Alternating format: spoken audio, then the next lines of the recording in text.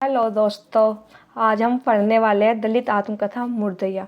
जैसा कि आप लोग जानते हैं, जो मुर्दैया है वो एक दलित आत्मकथा है और ये अपने आप में ही बड़ी प्रसिद्ध आत्मकथा है।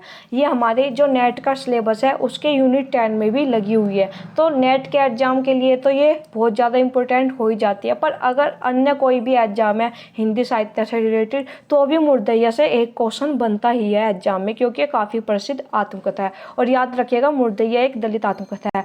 और आप जानते होंगे, ये जो लिखी थी मुर्दैया आत्मकथा, ये डॉक्टर तुलसीराम ने लिखी थी। आज हम जो मुर्दैया के बारे में पढ़ने वाले हैं, मुर्दैया की हम भूमिका पढ़ेंगे, सारांश देखेंगे, मतलब मुर्दैया आत्मकथा में क्या है, उसके पात्र परिचय देखेंगे, भाग देखेंगे। एक तरह से जितने भी एग्जाम में क्वेश्चन बनते हैं मुर्दैया से, हम वो सब कवर करने की कोशिश करेंगे। जब भी देखो आप कोई बुक पढ़ते हैं तो सबसे पहले उसकी भूमिका पढ़ते हैं। होता क्या है, जब हम कोई भी बुक खरीदते हैं तो उसमें शुरू में भूमिका दी रहती है।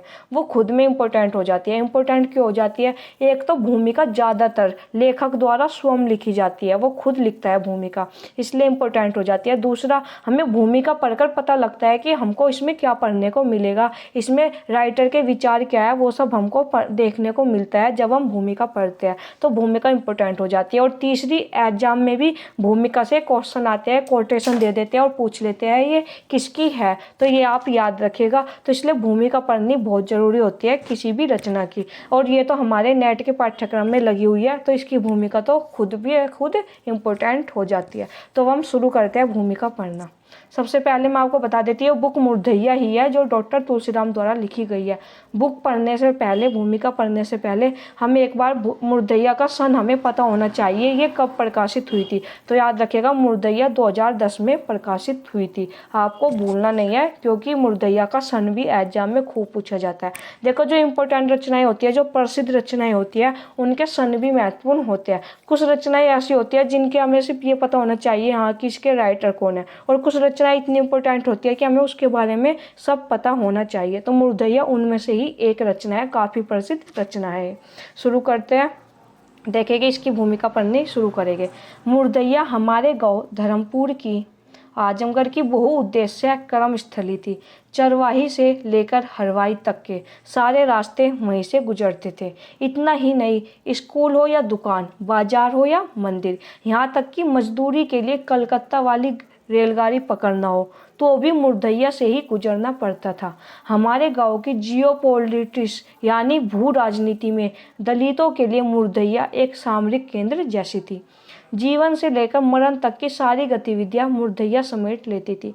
सबसे रोचक तथ्य यह है कि मुर्दैया मानव और पशु में कोई फर्क नहीं करती थी। कहते हैं कि मुर्दैया जो है वो हमारे गांव की धर्मपुर की बहुउद्देश्य कर्मस्थली थी। सब स्कूलों या बाजारों, मंदिरों, सबके रास्ते वहीं से गुजरते थे, मुर्दैया से ही होकर गुजरना पड़ता था। सबसे रोचक तथ्य यह है कि मुर्दैया मानव और पशु में कोई फर्क नहीं करती थी, वह दोनों की मुक्तिदाता थी। विशेष रूप से मरे हुए पशुओं के मांस पिंड पर जूझते सैकड़ों गिद्धों के साथ कुत्ते और सियार मुर्दैया को एक कला स्थली के रूप में बदल देते थे। रात के समय इन्हीं सियारों की हुआ वाली आवाज़ उसकी निर्जनता की भंग कर देती थी। हमारी दलित बस्ती के अनगिनत दलित हजारों दुख दर्द अपने अंदर लिए मुर्दैया में दफन हो गए थे। यदि उनमें से किसी की भी आत्मकथा लिखी होती तो उसका शीर्षक मुर्दैया ही होता। आगे देखेंगे, आगे है, मुर्दैया सही मायनों में हमारी दलित बस्ती की जिंदगी थी। इस जिंदगी को मुर्दैया से खोदकर बाहर लाने का पूरा श्रेय तद्भव के मुख्य संपादक अखिलेश को जाता है। देखो, एक तो ये हो गया कि जो अपना श्रेय जो डॉक्टर तुलसीराम है वो किसे दे रहे हैं कि जो मुर्दैया को खोदकर बाहर लाने का श्रेय तद्भव, एक पत्रिका है तद्भव, उसके संपादक है अखिलेश। तो किसको दे रहा है? तद्भव के संपादक अखिलेश को। इम्पोर्टेंट है, याद रखना। और दूसरा क्या होता है, कई बार एग्जाम में पूछा जाता है तद्भव पत्रिका के संपादक कौन है, तो आपका दूसरा क्वेश्चन भी यहाँ से निकल जाता है, अखिलेश। याद रखेगा आप लोग। वे हमेशा मेरे सामने कलम के बदले फावड़ा लिए तैयार मिलते थे। सही अर्थों में मैंने उनके ही फावड़े से खोदकर मुर्दैया से अपनी जिंदगी को बाहर निकाला।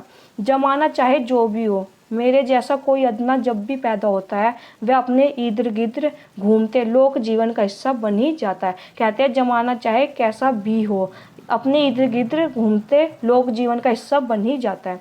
यही कारण था कि लोक जीवन हमेशा मेरा पीछा करता रहा।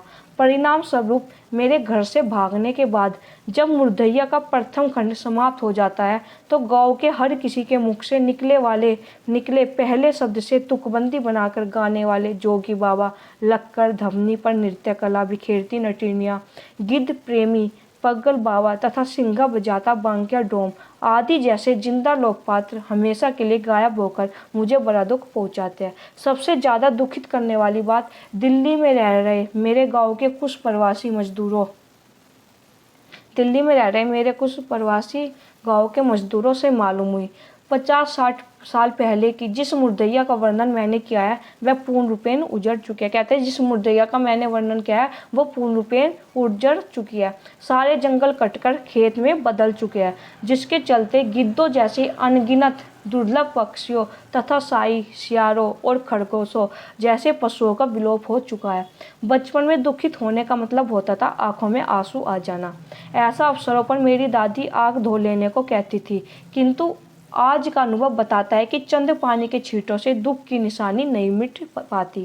प्रवासी मजदूरों से ही पता चला कि मुर्दैया से होकर जाने वाली एक सरकार सड़क ने हमारे गांव के 3 जिलों आजमगढ़, गाजीपुर और बनारस से जोड़ दिया। याद रखिएगा 3 जिले किन से? आजमगढ़, गाजीपुर और बनारस। उस पर टेम्पो भी चलने लगे हैं। जिस तरह हमारे गांव से बड़ी संख्या में मजदूरों का पलायन बड़े शहरों में हो चुका है, संभवतः मुर्दैया से सड़क निकल जाने के कारण वहां के भूत पिचासों का भी पलायन अवश्य हो गया होगा। जाहिर है अब पहले जैसी उनकी पूजा नहीं होती। बढ़ते हुए शहरीकरण ने हर एक के जीवन को प्रभावित किया है। भूत विष से अछूते नहीं है। आने वाले मुर्दैया के दूसरे खंड में मैं आपको बता देती हूँ, जो मुर्दैया है, जो डॉक्टर तुलसीराम की आत्मकथा है, वो 2 भागों में है। जो उसका प्रथम भाग है वो मुर्दैया के नाम से प्रकाशित हुआ था 2010 में, और जो दूसरा भाग है वो मणिकर्णिका के नाम से प्रकाशित हुआ था 2014। तो कंफ्यूज मत होना, मुर्दैया प्रथम भाग 2010, मणिकर्णिका द्वितीय भाग 2014। याद रखिएगा डॉक्टर तुलसीराम की जो आत्मकथा है वो 2 भागों में थी। तो यहाँ पर भी वही बात कर रहे हैं, कह रहे हैं आने वाले मुर्दैया के दूसरे खंड में घर से भागने के बाद कलकत्ता, बनारस तथा दिल्ली होते इंग्लैंड तथा सोवियत संघ, रशिया तक की जीवन यात्रा का लेखा जोखा होगा। इम्पोर्टेंट है। मूलतः यह यात्रा मार्क्सवाद से बौद्ध दर्शन की है। वेरी वेरी इंपॉर्टेंट है ये लाइन।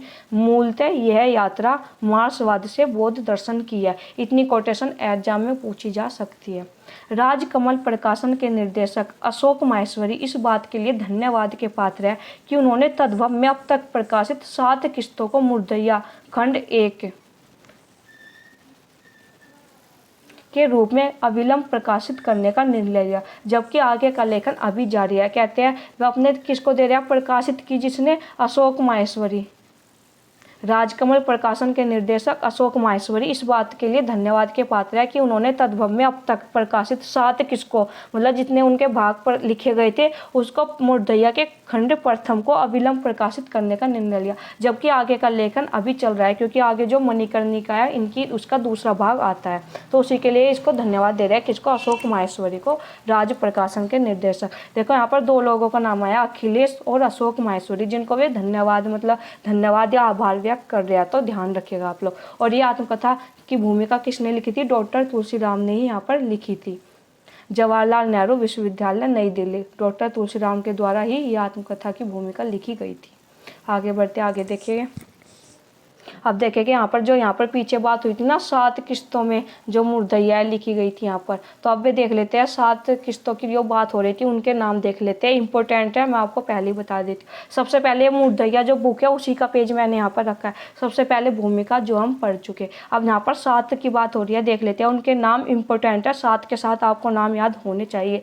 पूछा जा सकता है इनमें से कौन सा मुर्दैया का पार्ट है, कौन सा नहीं है। सबसे पहले भूति पारिवारिक पृष्ठभूमि, भूति पारिवारिक पृष्ठभूमि इम्पोर्टेंट। मुर्दैया तथा स्कूली जीवन, अकाल में अंधविश्वास, मुर्दैया के गिद्ध तथा लोक जीवन, भूतनिया नागिन, चले बुद्ध की राह, आजमगढ़ में फाका कसी। इम्पोर्टेंट है, 7 के साथ आपको पता होना चाहिए मुर्दैया के जो क्या कहते हैं पार्ट है वे 7 है, और उनमें क्या क्या है उनके नाम आपको पता होने चाहिए। अब यहाँ पर आगे चलते हैं। आगे हम देखेंगे मुर्दैया के प्रमुख पात्रों का परिचय। ये मैंने गूगल से लिया है, हिंदी मीमांसा करके एक वेबसाइट थी, उस पर मुझको ये मिला है। मैं आपको बता देती हूँ, हिंदी मीमांसा के नाम से वेबसाइट थी। वहाँ पर मैंने ये देखा था मुर्दैया के प्रमुख पात्रों का परिचय, और मैंने वहीं से गूगल से ये लिया है। सबसे पहले पात्र देखते हैं, इम्पोर्टेंट है क्योंकि पात्र हमेशा से पूछे जाते हैं एग्जाम में। धीरजा, लेखक की माँ, साधारण ग्रामीण घरेलू स्त्री। सबसे पहला पात्र कौन है? धीरजा। और ये कौन थी? लेखक की माँ, एक साधारण ग्रामीण घरेलू स्त्री। फिर दूसरा झूठन, लेखक के दादाजी, जिन्हें अंधविश्वास के अनुसार किसी भूत ने पीट पीट कर मार डाला था। तीसरी मूसड़िया, शतायु अवस्था में जीवित लेखक की दादी। झूठन लेखक के दादाजी, मूसड़िया लेखक की दादी। सोमर, लेखक के पिता के सबसे बड़े भाई, जो 112 गांव के चमारों के चौधरी है। पांचवी इंपॉर्टेंट है मुनेसर काका, लेखक के पिता के दूसरे नंबर के भाई, शिव नारायण पंथी धर्म गुरु। छठे नग्गर काका, लेखक के पिता के तीसरे भाई। लेखक इनसे बहुत भयभीत रहते हैं क्योंकि इनका स्वभाव गुस्सैल और हिंसक है। ये भी शिव नारायण पंथी धर्म गुरु है। तो यहाँ पर 6 पात्र देखे हमने, धीरजा, झूठन, मूसरिया, सोमर, मुनेसर काका और नग्गर काका। आगे देखते हैं पात्र। आगे जो पात्र है, मुन्नर काका, लेखक के पिता के सबसे छोटे भाई, स्वभावतः परिवार के अन्य पुरुष सदस्यों की तुलना में सहज और सामंजस्यवादी चरित्र तथा पूरे संयुक्त परिवार के मुखिया। फिर जो आगे पात्र है वह है मुंशी राम सूरत, लेखक के प्रथम विद्यालय के शिक्षक और घोर जातिवादी। परशुराम सिंह, प्रधान अध्यापक, हेड मास्टर। संकठा सिंह, प्राथमिक विद्यालय में लेखक का घनिष्ठ मित्र। 11वें नंबर पर जो पात्र है, किशुनी भोजी तथा सौभाग्य, नवविवाहित स्त्रियों जो अपने गृहस्थिक तथा वैवाहिक दुखों को चिट्ठी के द्वारा दूसरे प्रदेशों में मजदूरी के लिए गए अपने पतियों तक भेजती थी। चिट्ठी लेखन और पठन का काम लेखक अर्थात बालक का तुलसीराम का होता था। फिर जो 12वें पात्र है वह है करपात्री महाराज, हिंदू कोड बिल के विरोधी और राम राज्य पार्टी के नेता। देखो ये तो हो गया ये एग्जाम, अगर आप एग्जाम देने जा रहे हो, आपको मुर्दैया पढ़ने का टाइम नहीं है, तो आप ऐसे ही पात्र के नाम ये लिख लेना। ये तो ही बात, अगर आपको ज़्यादा समझना है तो आपको मुर्दैया पढ़नी होगी, तो आपके ये आराम से सारे पात्र समझ में आ जाएंगे। देखते हैं अगले जो पात्र है, 13 नंबर के सुग्रीव सिंह, लेखक के शिक्षक जो सोम गोरखपुर विश्वविद्यालय से स्नातक पास करके आए थे तथा हिंदी पढ़ाते, लेखक को पढ़ाई के लिए प्रोत्साहित करते रहते। 14 नंबर पर रामधन, आजमगढ़ के दलित नेता। तपसी राम, लेखक को शिक्षा के लिए BHU संस्थान की सलाह देते हैं और वही पढ़ने के लिए प्रेरित करते हैं। अरुण सिंह, आजमगढ़ के कम्युनिस्ट नेता तथा बाद के जीवन के घनिष्ठ मित्र। जेदी काका, इम्पोर्टेंट, अंग्रेजों ने दूसरे विश्व युद्ध के दौरान इन्हें जबरन युद्ध लड़ने के लिए उठा लिए गए थे। 18वें और हमारे अंतिम जो पात्र है, देवराज सिंह, बस्ती जनपद का युवक जो आजमगढ़ में लेखक के साथ पढ़ता है और मित्र भी है, परंतु लेखक की छात्रवृत्ति आने पर वह चाकू के बल पर आधे रुपए जबरन ले लेता है। तो ये हुए 18 पात्र, इनको आप एक जगह नोट कर लेना। आगे देखिएगा, आगे हम मुर्दैया का सारांश पढ़ेंगे। ये भी मैंने गूगल से ही लिया है। मुर्दैया डॉक्टर तुलसीराम की आत्मकथा है जो उनके जन्म स्थान आजमगढ़ के धर्मपुर नामक एक गांव का शमशान घाट है। मुर्दैया क्या है? वो एक शमशान घाट है गांव का, जिसका नाम मुर्दैया पड़ गया था। लेखक का जन्म चमार जाति में हुआ, जिसके कारण दलित होने का सामाजिक दुख तो झेलना ही पड़ा, परंतु चेचक की आपदा से लेखक को अपनी दाई आंख खोना उन्हें अपशकुन की श्रेणी में पटक देता है। कहते हैं कि जो क्या कहते हैं, जो नीची जाति के होते हैं उनको अपमान तो झेलना ही पड़ता है, और दलित थे वे तो उनको अपमान तो झेलना ही पड़ा, पर उनकी चेचक की आपदा के कारण लेखक की अपनी दाई आंख खोना तो उन्हें क्या अपशकुन की श्रेणी में भी पटक देता है। द्वारा अपशकुन बना देना और कण्व बड़ा तेज हो, यह एक फाटक बंद है जैसी टिप्पणियां लेखक को वेदना से भर देती है। मतलब लोग उनका मजाक बनाते हैं। लेखक ने अपने परिवार और समाज में व्याप्त घोर अंधविश्वास तथा उससे उपजा शोषण चक्र का विस्तार से जिक्र किया है। लेखक को जातिगत भेदभाव का सामना करना पड़ता है। कई बार लेखक को अपनी पढ़ाई के लिए अपने ही घर में काम चोरी करने के आक्षेप का सामना करना होता है। परिवार में एकमात्र सदस्य लेखक की दादी है, जिनका स्नेह और संबल लेखक को बार बार अवलंबन प्रदान करता है। लेखक ने अपने गांव, परिवार की गरीबी, दलितों की स्थिति, उनके रहन सहन, खान पान, त्योहार आदि पर विस्तार पर पर्याप्त प्रकाश डाला है। अकाल के दौरान भूखमरी और दलितों की सूक्ष्म जिजीविषा का मर्म स्पर्शी चित्रण लेखक के द्वारा किया गया है। तो यहाँ पर हमने मुर्दैया का एक मोटा सा सारांश देख लिया। आगे बढ़ते हैं। आगे जैसे मैंने आपको बताया था, आप जब भी कोई आत्मकथा पढ़ते हैं, कोई भी रचना पढ़ते हैं, तो जितनी भी हमारी स्टैंडर्ड की बुक होती है तो उनमें उनके बारे में जोर दिया रहता है, रचना के बारे में वो भी पढ़ना जरूरी हो जाता है। तो यहाँ पे ये बुक है हिंदी का गद्य साहित्य। तो ये डॉक्टर रामचंद्र तिवारी की बुक है। ये भी हम देखते हैं कि इन्होंने मुर्दैया के बारे में क्या कहा है, इंपॉर्टेंट है और यहाँ से क्वेश्चन बनते आए हैं, पहले भी इस बुक से क्वेश्चन आए हैं और आगे भी आएंगे। देखते हैं, डॉक्टर तुलसी राम की 2 खंडों में लिखी गई आत्मकथा मुर्दैया 2010 ईस्वी और मणिकर्णिका 2014 ईस्वी है। मैं आपको बता देती हूँ, ये वे बुक है, अगर इस बुक में अगर सही दिया हुआ है और एग्जाम में एग्जामिनर आपका गलत मान लेता है तो आप इस बुक के जरिए उनको क्लेम कर सकते हैं और आपका आंसर फिर सही माना जाएगा। तो एक बिल्कुल ऑथेंटिक बुक है, इस पर पूरा यकीन किया जा सकता है। इसीलिए मैंने इस बुक के पेज रखे हैं, किसी गाइड के पेज में इसीलिए ही नहीं रखती। मैं जो बुक है स्टैंडर्ड बुक के पेज रखती हूँ। अगर एग्जाम में इससे अलग कुछ गलत दे देते हैं तो आप इस बुक से क्लेम कर सकते हो। पढ़ते हैं यहाँ पर। संभवतः हिंदी की पहली आत्मकथा है। पहले तो आपको ये 2 भाग याद रखने होंगे। शुरू में ही बताया था मैंने आपको, मुर्दैया जो तुलसी राम की आत्मकथा है 2 खंडों में लिखी गई है। मुर्दैया 2010 प्रथम भाग और मणिकर्णिका 2014 द्वितीय भाग। ये मैं आपको दोबारा बता रही हूँ, शुरू में भी मैंने आपको एक बार बताया था। जिसमें केवल दलित ही नहीं अपितु गांव का संपूर्ण लोक जीवन ही केंद्र में है।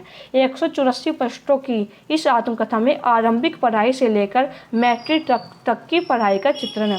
ये भी याद रखिएगा, इसमें कहाँ से कहाँ तक का चित्रण है, ये भी पूछा जाता है एग्जाम। परंतु यहाँ लेखक केंद्र में नहीं है, केंद्र में है दलित जीवन, उनकी अंधश्रद्धाएं, कर्मकांड, भूतों के प्रति व्यय, सवर्णों का जीवन, दलितों का संघर्ष, आपसी होड़, दरिद्रता, रोजी रोटी की तलाश, त्योहार, पूजा पाठ, लोकगीत, गांव में बसे कुछ विक्षिप्त परंतु विलसन, शिक्षा की घोर अवहेलना, उससे जानबूझकर संबंधित जानबूझकर फैलाई गई अफवाहें, दलित बाह्य संघर्ष, कुल मिलाकर एक गांव में जितने भी अंतर प्रभाव होते हैं वे सब के सब इसमें आ गए हैं।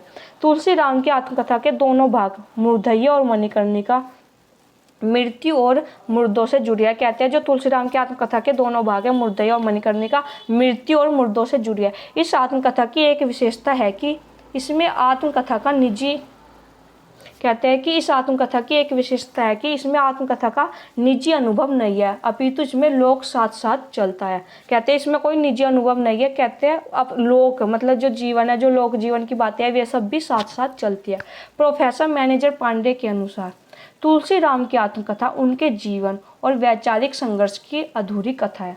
हिंदी की दूसरी अनेक आत्मकथाओं से तुलसी राम की आत्मकथा में एक विशेषता यह है कि दलित की आत्मकथा होने के नाते केवल उनके व्यक्तित्व के निर्माण तथा विकास की कथा न होकर उनके समुदाय के जीवन में मौजूद गरीबों, अशिक्षा, अंधविश्वास, यातना, अपमान और जीवन जीने की लालच की कथा भी है। जो बताया यहाँ पर शुरू में कि उनका निजी अनुभव नहीं होकर जो भी मतलब समाज में जो भी हो रहा है वो सब भी इस आत्मकथा में मौजूद है। कहते हैं कि केवल उनके व्यक्तित्व के निर्माण और विकास की कथा न होकर उनके समुदाय के जीवन में मौजूद गरीबों, अशिक्षा, अंधविश्वास, यातना, अपमान, जीवन जीने की सभी की कथा इसमें है।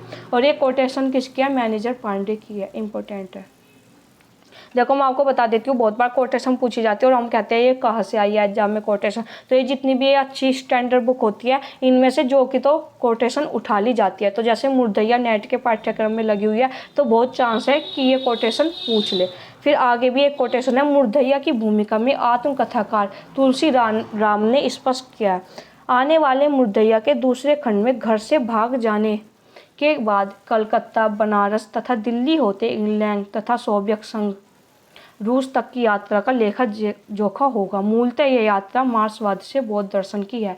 जो ये कोटेशन है जो हम देख रहे थे, पीछे भी हमने देखी थी जब हमने वहाँ पर देखी थी भूमिका में, और यहाँ पर भी दी हुई है। यानी ये कोटेशन हमको दोबारा पढ़ने को मिली तो ये इंपॉर्टेंट हो जाती है, क्योंकि एक तो ये भूमिका की कोटेशन है और दूसरी क्या है, रामचंद्र तिवारी की बुक में भी ये है तो और ज़्यादा इंपॉर्टेंट हो जाती है। आपको ये दोनों कोटेशन याद रखनी है, इंपॉर्टेंट है कोटेशन है।